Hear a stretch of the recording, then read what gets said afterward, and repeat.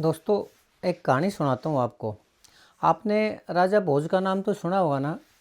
राजा भोज दक्षिणी हरियाणा के परमार वंश के राजा हुआ करते और वो 1005 से लेके 1010 से लेके 1055 तक उनका राज रहा। लेकिन जब वो राजा थे ना, उससे पहले उनके बड़े भाई थे। तो उनके जो बड़े भाई राजा थे, वो किसी बात पर राजा भोज से नाराज़ हो गए और उन्होंने भोज का सिर कलम करने का आदेश दे दिया और जल्लादों को बोल दिया कि इसको मार के ने और ज़मीन में गाड़ दो।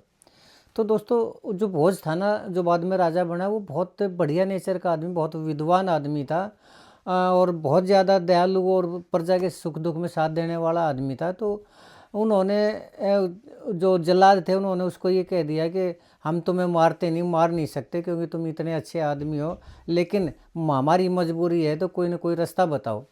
तो उसने कहा ठीक है, तुम बोल देना कि मैं हमने मार दिया, लेकिन उससे पहले मैं सिर्फ 4 लाइनें लिख के ना अपने भाई के नाम जो राजा है उसको देता हूँ और उसको ये दे देना और ये कह देना कि जब हम उसको मारने लगे तो उन्होंने ये 4 लाइनें दी थी। तो उन्होंने जलाद कह दिया ठीक है।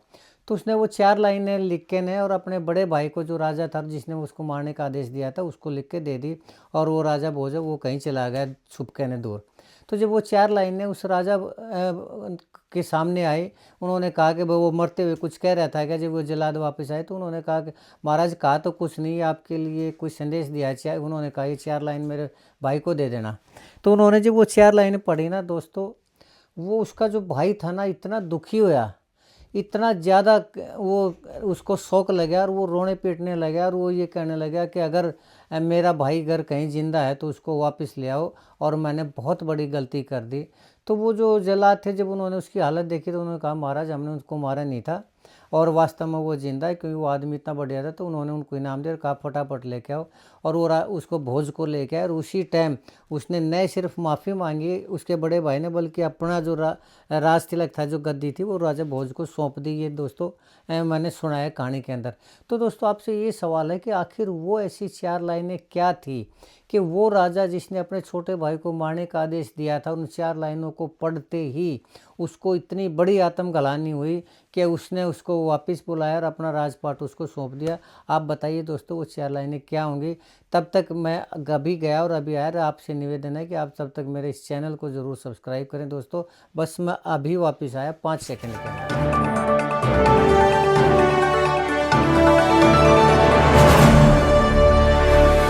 दोस्तों नमस्कार। दोस्तों, मैं सतवीर सिंह अपने YouTube के भारत लिंक ग्लोबल चैनल पर लंदन से आपका स्वागत करता हूं।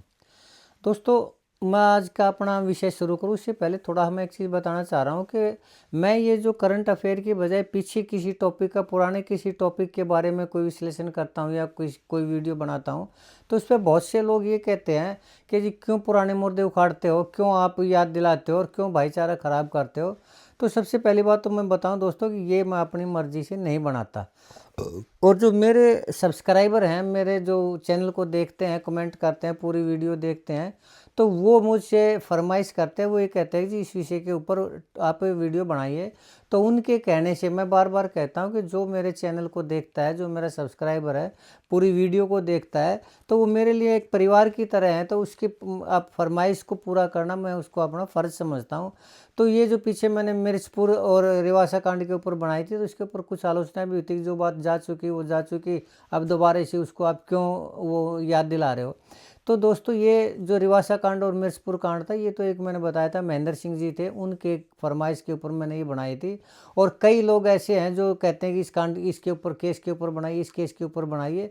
तो पहले तो मुझे याद नहीं रहा करता, हालांकि पहले भी कोशिश किया था, लेकिन अब मैं क्या है कि जो भी फरमाइश आती है उसका स्क्रीनशॉट ले लेता हूँ और जैसे ही टाइम लगता है मैं उसके ऊपर वीडियो बनाता हूँ।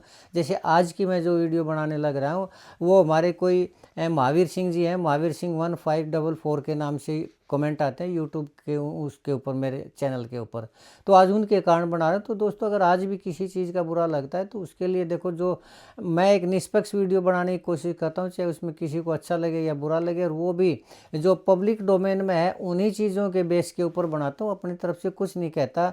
तो ये कमेंट करना कि आप गलत कर रहे हैं, जातियों को विभाजित कर रहे हैं, आप पुरानी यादों को वो करने लग रहे हैं, कुरेदने लग रहे हैं, तो उसमें जो फैक्ट होता है मैं सिर्फ वो फैक्ट बताता हूँ, उसमें मैं जिम्मेदार नहीं हूँ। खैर दोस्तों, चलिए अब बारी आती है आज की वीडियो की, जिसकी फरमाइश की थी हमारे महेंद्र सिंह जी ने, महावीर सिंह जी ने, सॉरी। तो महावीर जी आपकी उसके ऊपर मैं ये वीडियो बना रहा हूँ। तो दोस्तों, आज का हमारा विषय एक ऐसा आदमी है जो दुनिया के सबसे महान पहलवानों में से एक हुआ है। और मैं तो इतना मानता हूँ कि दुनिया में शायद एक आदमी को छोड़कर कोई दूसरा उस जैसा पहलवान हुआ भी नहीं। और वो भारत का ही नहीं, पूरी दुनिया का जाना माना व्यक्ति था। और उसकी प्रतिभा, कुदरत की दी हुई प्रतिभा थी। अब ये देखिए वो कितना महान पहलवान था कि उसने 14 साल की उम्र में पहलवानी शुरू की थी, और मात्र 1 साल बाद ही 15 साल की उम्र में उस आदमी ने वर्ल्ड कैडेट रेसलिंग के अंदर गोल्ड मेडल जीता, यानी वो टाइटल जीता। 1 साल के अंदर जब कोई पहलवान अखाड़ा ज्वाइन करता है तो 1 साल में तो उसको लंगोट भी बांधना नहीं आता, और 1 साल के अंदर वर्ल्ड टाइटल लेना ये दिखाता है कि वो उसके अंदर परमात्मा ने कितनी काबिलियत दी थी और उस बच्चे ने कितनी मेहनत की होगी। और वो भी सिर्फ 14 साल की उम्र में शुरू किया, 15 साल की उम्र में उसने ये टाइटल जीता। और महज 22 साल की उम्र में भारत सरकार ने उसको अर्जुन अवार्ड दिया। तो ये देखिए कितनी छोटी उम्र में कितनी बड़ी उपलब्धि। और ये तो सिर्फ कुछ भी नहीं, वो सिर्फ उसने अपने शॉर्ट टाइम के अंदर कम उम्र में ही नेशनल लेवल के जितने भी टाइटल थे उस सभी में गोल्ड मेडल जीता। और नेशनल लेवल के बाद अगर इंटरनेशनल की बारी आई तो एशियन गेम में भी उसने पहले ब्रॉन्ज मेडल जीता, फिर सिल्वर मेडल जीता, फिर गोल्ड मेडल जीता। और लगातार 3 बार उसने कॉमनवेल्थ गेमों के अंदर गोल्ड मेडल जीता। और जब अगर दुनिया के सबसे बड़े आयोजन की बात की जाती है, यानी ओलंपिक की बात की जाती है, तो उसने 2008 के अंदर ब्रॉन्ज मेडल जीता, और 2012 के अंदर दोस्तों उस पहलवान ने जीता सिल्वर मेडल। और अगर अगले उसमें वो शामिल होता तो मेरे को पूरा यकीन था कि वो भारत की तरफ से गोल्ड मेडल जीतता ही जीतना। तो आप ये कल्पना करिए कितना महान खिलाड़ी होगा वो आदमी।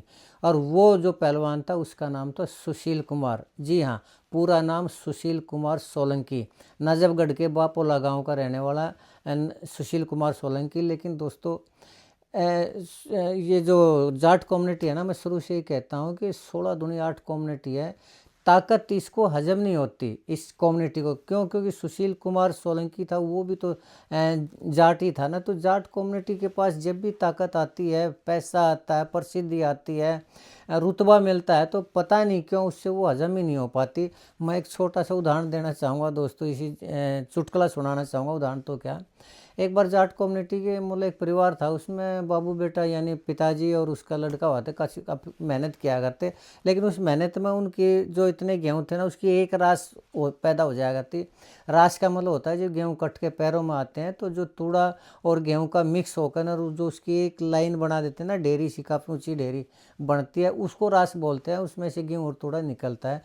तो उनको एक रास पैदा हुआ करती हर साल। लेकिन एक बार उन्होंने इतनी मेहनत की और इतने ज़्यादा अच्छी पैदावार की कि उनके 2 रास के जितना गेहूँ हो गया। तो उन्होंने सोचा भाई हमारा तो गुजारा 1 रास में चल जाएगा, तब 2 रास दे दी भगवान ने, तो अब क्या करें। तो लड़के ने कहा पिताजी क्या करें। तो उसने कहा बेटा एक रास में तो अपना गुजारा हो ही जाए, दूसरी रास दे दी तो तू एक काम कर, मार दे लठ किसी का भी। तो उस लड़के ने जाकर ने सरपंच का लठ मार दिया, तेज लठ मार दिया, और वो सरपंच मर गया वहीं। तो वो सरपंच मर गए, पुलिस ने अरेस्ट करना ही था। जब पुलिस का घेरा गला और जो उस कोर्ट कचहरी के वो हुए, तो वो दूसरी रास भी बिक गई उसकी। वो पहली तो बिकी, वो दूसरी रास भी बिक गई। तो कहने का मतलब ये था कि जब परमात्मा ने उसको दूसरी रास के गेहूँ दिए तो वो उससे वही नहीं उठी। तो इतने एक जाट को अगर इंटरनेशनल लेवल की प्रसिद्धि मिल जाए, करोड़ों रुपए इनाम में मिल जाए, रुतबा मिल जाए, मान सम्मान मिल जाए, तो उसको कैसे हजम होगा। सुशील कुमार को भी हजम नहीं हुआ। और सुशील कुमार ने भी, जैसे कि इस कम्युनिटी के लोग करते हैं अक्सर, मजाक कर रहा हूँ, सभी कम्युनिटी के, वो जाट कम्युनिटी में सभी ऐसा नहीं करते। लेकिन दोस्तों, सुशील कुमार ने भी जितना बड़ा वो पहलवान है, उसने अहंकार भी उतना ही बड़ा पाल लिया अपने अंदर। और इसके अंदर अगर मैं दोस्तों किसी की शुरुआत मानता हूँ तो उसकी वजह मानता हूँ शुरुआत की सतपाल पहलवान। जी हाँ, महाबली सतपाल पहलवान। क्यों? क्योंकि महाबली सतपाल पहलवान ने जब उसको अपना शिष्य बनाया तो वो बेस ही गलत था। क्यों था? अब ये देखिए दोस्तों, 1983 में जब सुशील कुमार पैदा हुआ तो 1997 के अंदर वो छतरपाल स्टेडियम में गया। और छत्रसाल स्टेडियम कुश्ती की एक देश की सबसे बड़ी जानी मानी एक नर्सरी बोलते हैं उसको। और उसके अंदर जो कुश्ती सिखाने वाले छत्रसाल स्टेडियम के अंदर जो कोच थे, जो सुशील कुमार को जिसने पहले लंगोट बांधना सिखाया या फिर उसको कुश्ती का कह के सिखाया, वो थे एक तो यशवीर पहलवान जी थे और एक रामफल मान जी थे। और जो उसने वर्ल्ड कैडेट में वो गोल्ड मेडल जीता, उस वहाँ तक पहुँचाने वाले अगर उसको थे तो यशवीर पहलवान जी थे और रामफल मान जी थे। लेकिन जब सतपाल पहलवान ने ये देखा कि 1 साल के अंदर इसने इतना बड़ा खिताब जीत लिया, तो उसने वो यशवीर और रामफल मान जी उनको साइड में चलता कर दिया और खुद उसके बन गए कोच। और जब 2008 में जब बीजिंग ओलंपिक में गोल्ड मेडल वो ब्रॉन्ज मेडल मिला, तो उसी ब्रॉन्ज मेडल में कोच होने के नाते सतपाल पहलवान को मिला द्रोणाचार्य अवार्ड। और द्रोणाचार्य अवार्ड के लिए ही सतपाल पहलवान ने ज़बरदस्ती इसको अपना शिष्य बनाया था, सुशील पहलवान को। और वो उसको अर्जुन अवार्ड तो मिला था। हालांकि सुशील पहलवान को अर्जुन अवार्ड और पद्मश्री अवार्ड और मेजर ध्यानचंद जैसे हर एक अवार्ड मिल चुका था, तो उसकी पद्मश्री अवार्ड तो उसको मिला था सतपाल पहलवान का, लेकिन द्रोणाचार्य नहीं मिला था। तो सुशील के आने से उसको द्रोणाचार्य अवार्ड मिला 2009 के अंदर। लेकिन जब उसके ऊपर हो हल्ला किया और लोगों ने जब उसको मनालत वो क्या बोलते हैं वो की, यानी उसकी आलोचना की, तो दोस्तों पता नहीं उन्होंने दिलवाया या सरकार को मनाया या क्या किया, तब जाके ने यशवीर पहलवान जी को, रामफल मान जी को वो द्रोणाचार्य अवार्ड मिला। हालांकि 2010 में मिला रामफल मान जी को और 2011 में द्रोणाचार्य अवार्ड मिला यशवीर पहलवान जी को। जबकि हकीकत ये था कि उनका हक ही उनका बनता था, मेहनत ही इन दोनों कोच की थी, कुश्ती सिखाने वाले ये थे। तो जो असली दावेदार थे वो रामफल मान जी और यशवीर पहलवान जी आ गए थे, सतपाल पहलवान नहीं आ गए थे। लेकिन आजकल ये दोस्तों कहते हैं ना, जिसकी लाठी उसी की भैंस। तो सतपाल जी ने अपना नाम उसमें वो कर दिया, तो अब सुशील पहलवान इतने बड़े पहलवान थे, सतपाल महाबली वो थे, तो वो भी कैसे मना करते, और उन्होंने उनको अपना गुरु बना लिया। हालांकि गुरु का तो वो बजरंग पूनिया जी को और ये योगेश्वर दत्त जी को भी बोलते हैं कि ये मेरे शिष्य है, मैंने सिखाया। जबकि वास्तव में बजरंग पूनिया का जो मैं ये मानता हूँ और जहाँ तक मैं जानता हूँ कि बजरंग पूनिया का जो असली गुरु था वो छारा गांव का वीरेंद्र दलाल नाम का एक पहलवान हुआ करता। पहलवान तो क्या अखाड़ा खोल रहा था, वो शायद टीचर है वैसे तो दिल्ली के अंदर, लेकिन वो छारा शेरबेरी की तरफ जाते हैं तो उस अखाड़ा खोल रहा है, उसमें बजरंग पूनिया को मैंने देखा था प्रैक्टिस करते हुए। और जब मैं वीरेंद्र दलाल का इंटरव्यू लेने गया तो उसने मेरे को इंट्रोडक्शन करवाई थी कि ये मेरा सबसे बढ़िया शिष्य है, बजरंग नाम है इसका। और बजरंग से खुद मैंने सवाल पूछे थे, उन्होंने कहा था कि मैं पहलवान जी के पास आया हूँ और मुझे कुश्ती सिखाने वाले वीरेंद्र पहलवान जी हैं। लेकिन बाद में पहले एक बार तो दावेदारी की योगेश्वर दत्त पहलवान ने आगे बजरंग पूनिया मेरा शिष्य है, और फिर सतपाल पहलवान ने दावेदारी की। लेकिन खैर दोस्तों ये तो कुश्ती चलता रहता, लेकिन हम बात कर रहे थे सुशील पहलवान जी की। लेकिन जब दोस्तों अहंकार उसके अंदर पैदा हुआ और अपने आप में ये हुआ कि मैं इतना बड़ा पहलवान हूँ, इतना ताकतवर आदमी हूँ, तो उसी छत्रसाल स्टेडियम को जिसमें अपनी जागीर समझ रहे थे सतपाल पहलवान जी, तो उसको खुद भी वो अपनी जागीर समझने लगे। और जितने भी जूनियर पहलवान थे उनकी इंसल्ट करने लगे, उनकी पिटाई करने लगे, गाली गलौज की भाषा में बात करने लगे। यानी कहने का मतलब ये, जो भी जूनियर पहलवान आता उससे इतना खराब व्यवहार करते आके उन बच्चों को आगे उठना तो दूर की बात है, ऊपर प्रेरणा लेके न उनसे कुश्ती करना तो दूर की बात है, वो खिन्न रहने लगे और स्टेडियम छोड़ छोड़ के जाने लगे। तो सबसे पहले तो बजरंग पूनिया और योगेश्वर दत्त जी ने छत्रसाल स्टेडियम छोड़ा सिर्फ सुशील के कारण, सुशील के दुर्व्यवहार के कारण। और सिर्फ इतना ही नहीं, जो भी पहलवान ये दिखाई देता है कि ये ऊपर की तरफ उठ सकता है और ये मेरे से आगे जा सकता है, उसी पहलवान को दबाने का काम किया सुशील पहलवान जी ने। और सबसे पहले 2009 में नरसिंह यादव, आपने सुना होगा एक केस चला था, नरसिंह यादव के उसको कैरियर को ख़राब करने वाला भी अगर कोई है तो वो सुशील पहलवान है। क्यों? क्योंकि ये खुद नरसिंह यादव ने आरोप लगाए हैं। और नरसिंह यादव का और सुशील पहलवान जी का इतना वो झगड़ा चला कि उसके ऊपर पूरी वीडियो बन सकती है। अगर आप लोग कहेंगे तो मैं अगली बार वीडियो बना दूंगा नरसिंह यादव के ऊपर और सुशील पहलवान एपिसोड के ऊपर। और उसके बाद सिर्फ नरसिंह यादव ही नहीं, उसके बाद 2016 में तो नरसिंह यादव का करियर ख़राब किया। 2018 में एक प्रवीण राणा पहलवान था, उसकी ट्रायल के दौरान उसकी और उसके भाई की पिटाई की और उनको अपमानित किया, उनको ट्रायल नहीं देने दी। और 2019 के अंदर एक जितेंद्र पहलवान था, उसकी इतनी पिटाई की कि उसकी आंख पे जान पूछ के निचोट मारेगी ताकि ये ट्रायल ना दे सके या फिर और आगे ना बढ़ सके। तो ये ऐसे ऐसे कारनामे सुशील पहलवान ने किए। सिर्फ यही नहीं, भूमि जमीन कब्जाना, गैंगस्टरों के साथ संबंध रखना, दूसरे के फ्लैट कब्जाना, यानी हर वो गलत काम किया जो कि गैंगस्टर और गुंडे बदमाश करते, वो काम करना शुरू किया। लेकिन दोस्तों ये काम तो देखे जाए, लेकिन जो सबसे बड़ा गुनाह जो उसने किया है सुशील पहलवान ने, वो 2021 में सागर धनखड़ नाम का एक युवा पहलवान था, उसका मर्डर करके किया। मैं ये मानता हूँ कि अपने किसी शिष्य को चाहे वो कितनी बड़ी गलती करें, उसको डांट दो, फटकार दो, पिटाई कर दो, अपने अखाड़े से निकाल दो, अपनी छत्र छाया से, अपनी संरक्षण से निकाल दो, लेकिन शिष्य का कभी मर्डर नहीं किया जाता। वो कम से कम जब उसका मर्डर हुआ तो मैं उसके पिताजी के वो सुनने लग रहा था, तो उसने रोते हुए ये कहा था कि हमने तो सुशील के संरक्षण में अपने बच्चे को छोड़ा था कि वो भी सुशील जितना महान हो उसके, हमें नहीं पता था कि एक गुरु भी इतना क्रूर हो सकता है कि अपने शिष्य का ही वो कत्ल कर दे। ये बात सही है दोस्तों कि गुरु कभी शिष्य का कत्ल नहीं करता, उसको सज़ा तो दे सकता है लेकिन इतनी नहीं कि उसकी जान चली जाए। पता नहीं सुशील पहलवान को जो मान सम्मान और करोड़ों रुपए के जो इनाम उसको मिले, वो क्यों नहीं हजम और क्यों इतना पैसा कमाना चाह रहे थे, मेरे ये समझ में नहीं आ रहा दोस्तों। अब मैं बात करता हूँ उस राजा भोज की। तो राजा भोज ने जो आप 4 लाइनें लिखी थी दोस्तों, जो अपने भाई को दी थी, वो थी कि उसने सिर्फ ये कहा था कि धन्य हो भाई, जो हमारे पिता बाप दादा और पूर्वज अपने साथ इस प्रॉपर्टी को, इस ज़मीन जायदाद को अपने साथ नहीं ले जा पाए, मुझे लगता है कि तुमने इस ज़मीन जायदाद को मरने के बाद अपने साथ ले जाने का रास्ता तलाश लिया, निर्णय ले लिया है। और ये मुबारक हो कि दुनिया में आज तक कोई भी इस प्रॉपर्टी को, धन दौलत को, जायदाद को अपने साथ नहीं ले जा पाया, लेकिन तुम ले जाने का तुमने निर्णय कर लिया है।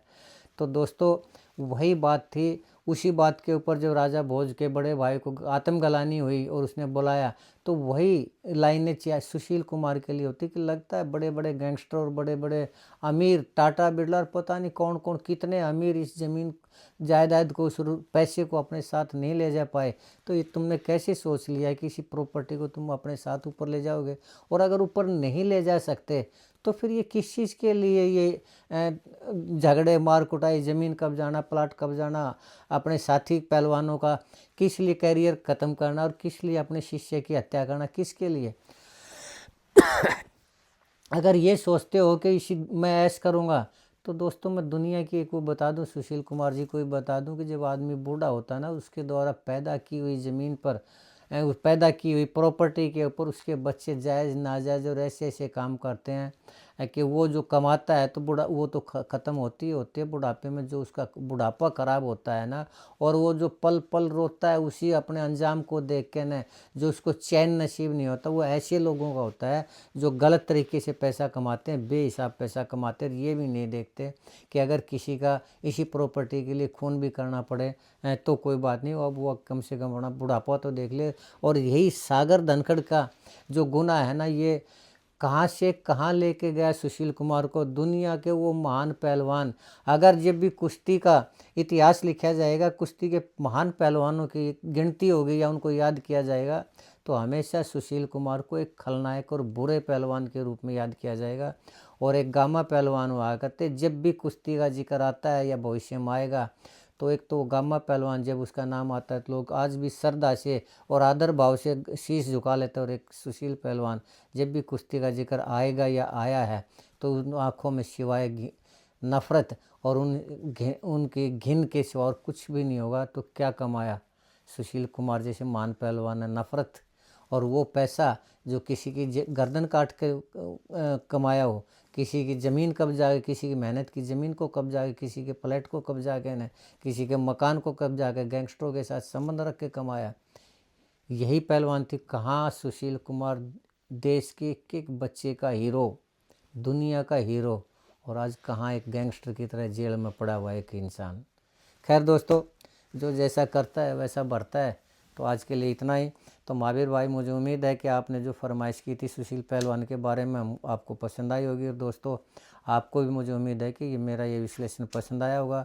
हाँ, मैं फिर कह रहा हूँ, मैं जो भी कहता हूँ जो पब्लिक डोमेन में चीज़ें हैं, ये सारी जो भी मैंने कही हैं पब्लिक डोमेन के अंदर हैं। मैंने अपनी तरफ से कुछ भी नहीं कहा है। तो जो पब्लिक डोमेन में होती है मैं वही चीज़ मैं उसी का विश्लेषण करता हूँ। और मुझे उम्मीद है कि आपको मेरा ये विश्लेषण पसंद आया होगा। अगर आपको लगता है कि मैं सही कह रहा हूँ तो आपसे गुजारिश है, मेरे इस वीडियो को लाइक करें, कमेंट करें, शेयर करें दोस्तों, और मेरे चैनल को ज़रूर सब्सक्राइब करें। आपने मेरा ये वीडियो देखा इसके लिए आपका बहुत बहुत धन्यवाद। नमस्कार, जय हिंद, जय भारत।